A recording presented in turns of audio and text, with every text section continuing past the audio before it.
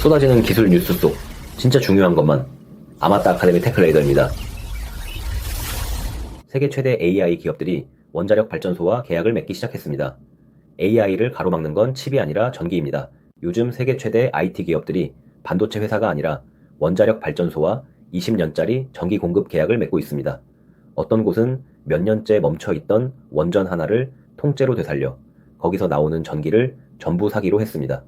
AI 회사가 발전소를 통째로 사들이는 이유는 단 하나입니다. 이제 AI를 가로막는 건 더 똑똑한 칩이 아니라 그 칩을 돌릴 전기가 부족하기 때문입니다. 이건 먼 미래 얘기가 아니라 바로 이번 주 뉴스입니다. 한쪽에선 대형 반도체, AI 기업들이 손잡고 수십조 원 규모의 AI 팩토리를 함께 짓기로 했고, 또 다른 곳은 클라우드 AI 매출이 한 해 만에 40% 넘게 뛰었다고 발표했습니다. 수요가 이렇게 폭발하니 데이터 센터를 계속 더 지어야 하는데 진짜 문제는 지을 땅이 아니라 꽂을 정이었습니다. 그래서 2026년 상반기까지 미국 빅테크들이 원자력에서만 10기가와트에 가까운 전력을 확보하겠다고 줄줄이 계약했습니다. 10기가와트면 큰 원자로 10기 규모, 웬만한 대도시 하나가 통째로 쓰는 전기입니다. 그렇다면 AI가 전기를 대체 얼마나 먹는지부터 보겠습니다. 핵심 단어는 전력 밀도입니다. 데이터 센터는 서버를 렉이라고 부르는 캐비닛에 층층이 꽂았습니다. 예전 일반 서버 렉은 한 대에 외서 10kW, 가정집 몇 채 정도였습니다. 그런데 요즘 AI 렉 한 대는 120kW를 씁니다.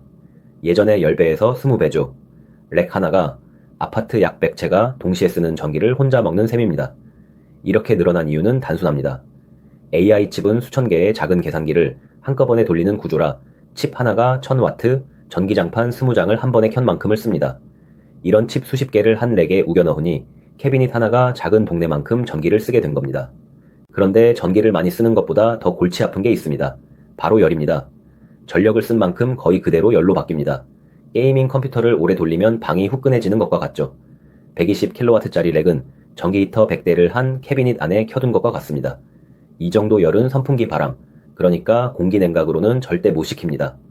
그래서 요즘 AI 서버는 칩 위에 물을 직접 흘려보내는 액체 냉각을 씁니다. 칩에 얇은 물관을 붙여 열을 실어 나르는 거죠. 여기서 성적표 같은 지표가 하나 있는데 바로 PUE입니다. 계산에 쓴 정의 말고 식히는데 새는 전기가 적을수록 이 숫자가 1에 가까워집니다.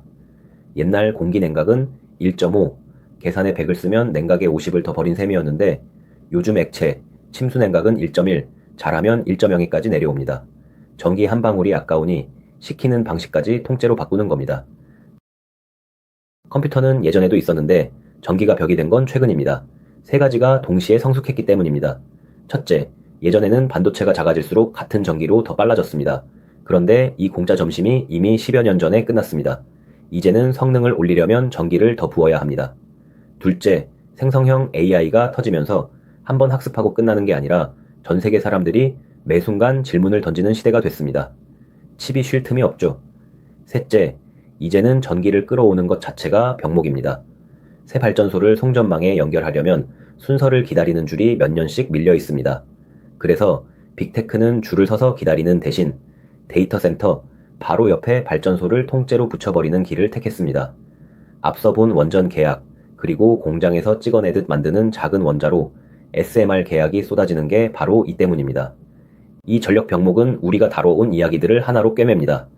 반도체 수율편에서 본 것처럼 칩을 아무리 잘 뽑아도 HBM 메모리월 편에서 본 것처럼 메모리를 아무리 쌓아 올려도 결국 그걸 돌릴 전기가 없으면 다 멈춥니다.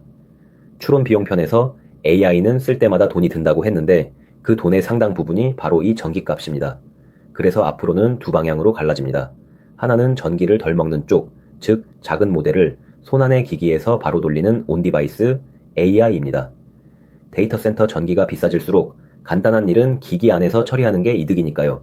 다른 하나는 남는 전기를 알뜰하게 쓰는 쪽입니다. 예를 들어 이런 걸 만들 수 있습니다.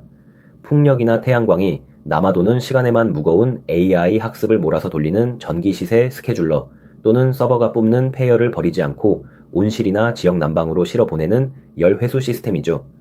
전력이 귀해질수록 이런 아이디어가 곧 돈이 됩니다. 결국 AI 경쟁의 승부처는 조용히 실리콘에서 발전소로 옮겨가고 있습니다. 더 똑똑한 모델을 누가 먼저 돌릴 수 있느냐의 싸움인 거죠.